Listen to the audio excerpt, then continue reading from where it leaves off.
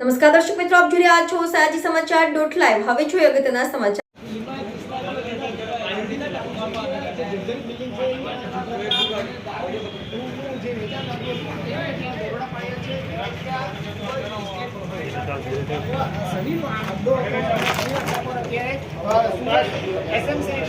State monitoring સેલની ટીમે કોઈ પહેચાનવાળા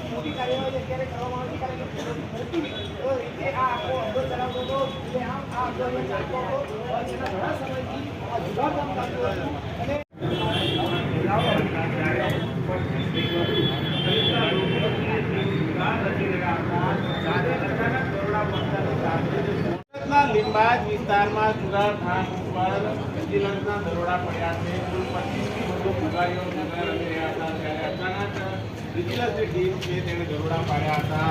માહિતી મળી રહી છે તે મુજબ સોનુ પટેલ નામનો વ્યક્તિ છે બીજા માળેથી નીચે ભાગવા જતા પડી ગયો છે એ પ્રમાણેની પ્રાથમિક માહિતી છે. ત્યારે ગંભીર રીતે ઇજાગ્રસ્ત થતા તેને સિવિલ હોસ્પિટલ ખાતે ખસેડવામાં આવ્યો. પરંતુ આ દ્રશ્ય તમે જોઈ શકો છો. અત્યારે હાલ તમામે